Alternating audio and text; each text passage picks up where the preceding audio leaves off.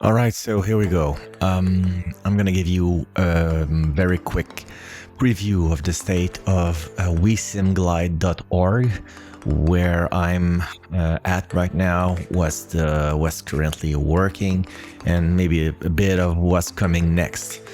So, as you may or may not know, I launched wesimglide.org a few weeks ago, thanks to the big help of Jan, or B21, as a lot of us know him. So what is wesimglide.org? Well, it is a little bit like a simulator, a Microsoft Flight Sim version of weglide.org, which is a major soaring site to record all the flights that people do anywhere in the world. But let's get back to just wesimglide.org. If you want more information, anyway, I'll give you the information tab here. You'll see a little bit more. So it's wesimglide.org. So if you type this in, you're gonna fall in the homepage. The homepage isn't really not the biggest example here. It's under construction, but I'm thinking of what will be there. But that's where you land. And currently, it will give you all the links to these tabs here that are available and that have stuff in them. Basically, all of them now have stuff. have been populated. They are working. There's still a lot of things to come, but this is a good start. So anywhere on the tabs where you see this button here, it's linked to the Discord server that I have. You can go to that Discord, and you'll fall into the feedback. You can ask questions there. You can give suggestions. Okay. So first important tab is the event tab, group soaring events.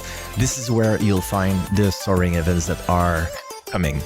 This is there's a static section. You just click on that section. You'll see basically what this section is about. You'll see a general weekly schedule of the popular soaring group flights that are out there offered by various communities. These are all UTC time, so this is static. It's just to give you an idea of what the weekly schedule is. You'll also find a bit of tutorials, links to tutorials on how to join soaring group flights in the various communities, and also that's where you'll find club invites. We have different club invites. They each have their Discord, so if you want to be invited to these Discord, here they are, the invites. If you are not already on these Discords, you just click on this and you'll get an invite. All right, so this is the static part, but then you have these entries. You can always click refresh to reload events, but each of these, you have the date, the date, and the time in your own local time. So for me, it's 5:30 a.m. This is Eastern. I live in Quebec, so this is Eastern, American time, and New York time come, and yeah, so 5:30 a.m. for me, the Osglide Soaring Tuesdays. If I click on it, then I have a little more details of the name of the task, a little description, the type, the duration, and again, we repeat the event meetup time. And you can go and click this. This will probably bring you to a Discord where they have the event taking place. So you have more information about the group event itself. So you can click there. Or you can also, of course, click the view task on map. I'll do it. This is where it brings you. I'll go over the world map a bit later, but it brings you to the actual task. All right. So this is one, and you can see all of them UK VGA on Tuesday, July 20th at 2:15 p.m. for me. And same thing, it will bring me to the group event, or it would bring me to here if I click to the task itself. So you get the gist. Every single one of them is detailed. So as soon as there are new entries that are created, then a simple, you visit a page or you do a refresh event, and you will have the new entries coming display, and you have access. Sometimes the task is not published before the event, so you will not have the view task on map. There will be a message that the task has not been published yet. So, but yeah, it will at some point. It will appear. All right. What else to say about the events? I think that's about it. You've noticed here, it is in 24 hours format, 24 hours, not AM, PM, but this is all in the settings. You'll see, I'll show you how you can set all the settings, the display settings that you want on this site. All right. Next up, I will pass the map because this is the most interesting part. I will go into other static information. This is the tools and other references tab. This is where you'll find, I had that on the Discord before, but I decided to move it on the WeSim Glide. These are a ton of resources and tools that you have information and you have links to download and what they are for, the purpose, the B21 Task Planner, of course, the link to it, a discussion on Sim Soaring Club Discord. You have XC-Soar, you have Kinetic Assistant. If there is a video available, you'll have a video here. You have the official page of Kinetic Assistant, etc., a discussion on SSC.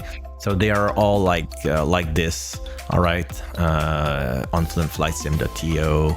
And there's also, these weather preset, and there's the same tools that you found in the event in the static I have here too, because it's tutorials, great resources, so I've listed them too here, so you have links to these resources. Again, if you'd like to see something else, you have other tools in mind, don't hesitate to go to our Discord and ask for them. I'll add them if it makes sense. All right. Next, I talked about the settings. So your settings, you can customize the settings here. The theme is not yet implemented. It's always a dark theme right now, but there will be a light and dark theme available. The time format, that's where you want to set the time format. So if I put it to 12 hours and I go back and do a refresh, of course, then you see that it's now in AM, PM, 12 hours format time. All right. It remembers every day. Of course, these settings are put into cookies, and they are remembered in between sessions. You come back later, they will still be there. And then you have, the altitude, you prefer imperial or metric, distance, gate measurement, wind speed. These are all used. Barometric pressure right now, it's there, temperature is there, but you won't find right now anything on the task details that are using this. It's coming on the weather tab. It will come, and it will be useful. All right. So that's it for the settings. And like I said, information, that's where I talk about a little more about what is WeSim Glide, who's behind this, and if you want to donate, if you want to contribute to this, then it would be really helpful, because it's gonna, it is time consuming. There's a server behind that, space and everything. So if you want to buy me a coffee, just click here, buy me, give me whatever you want. It will be greatly appreciated. Otherwise, there are other forms of contribution, and you can spread the word, and you can use the tools to create your own task. All right, now the main thing here, the world map. Let's start fresh. Okay, I'm gonna, if you were to come home here and just go there, that's where that's what you would get. All right. You get a map which show you all of the tasks that are currently available, that are created in the world. So basic interface settings, maybe you use this and this to zoom in, zoom out, or you can use your mouse wheel. You can, and if you click on this button here, it's view full world, so it resets to zoom out, fully zoomed out. Watch out, currently there's no limit. You can go and drag and go a bit anywhere, but be mindful that you should stay around here, around the same view. Don't go too far. And other things here, on the layer, you can choose the kind of layers that you want displayed. So this is OpenStreetMap, this is Google Terrain, this is the default one, TopoMap, or satellite. All right, so it's also remembered in between sessions. So if you leave, you come back, it will remember your last session. I like Google Terrain a lot. Thing here, you have also options to show airports once, at a certain zoom level. Like here, you see airports. If you don't want them, you just uncheck them. You can see railways. These are there's a lot of railways in the Europe section, especially.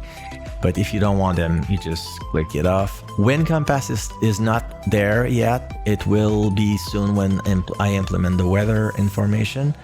And show selected only is pretty useful. You'll see why, because you see in the Alps, there's a bunch of tasks in the Alps. It's a very popular area.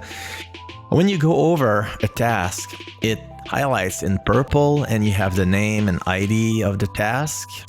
And when you click on it, well, yeah, I have it show selected only. It's useful because it clears up anything. You can then click here. It's zoom to task. So if I click on it, it zooms to the task.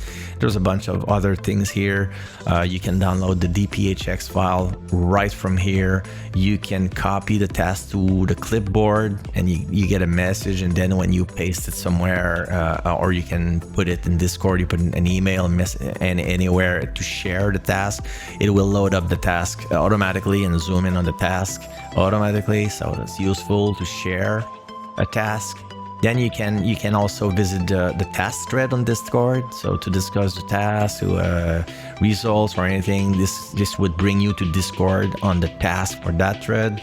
And then you have the deselect current task. If I click this, then it unselects that. Let's say I uncheck the show selected only. That's by default, that show selected only is checked. Okay, but if you were to unselect it, what happens is that when I click on a task, all the others are still there. So it can be a little messy, but it can be useful if you want to compare tasks that are near in the same area. You can. But like I said, when you click on a task and you wanna, it's not so easy to see. Then the best way is to use the show selected only, and then it's neater. It's ties it up. It makes things clearer, right?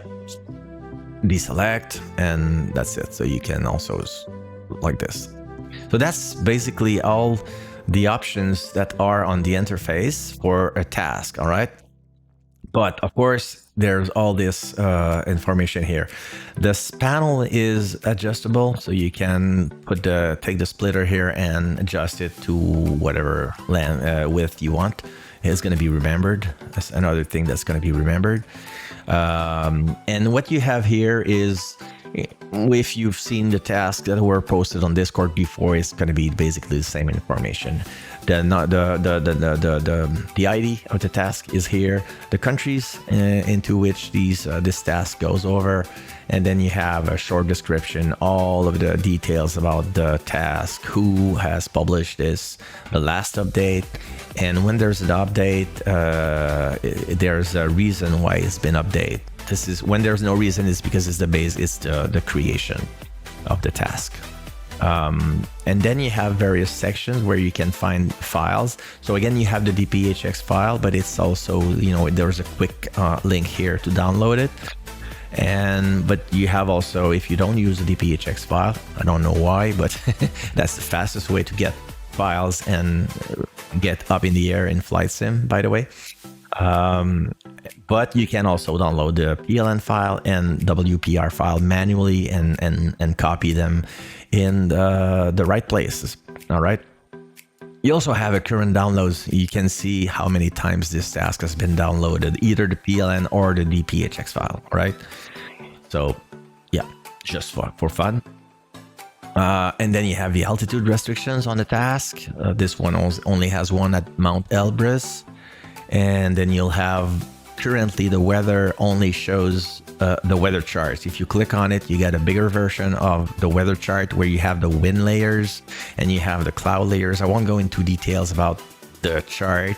If you have questions, ask me, but I think it's if you have a look at it and take some time to look at it, you will understand what it shows. But it shows all the information that are in Flight Sim or a weather file. All right, and you have the temperature, both metric and imperial, and you have the time.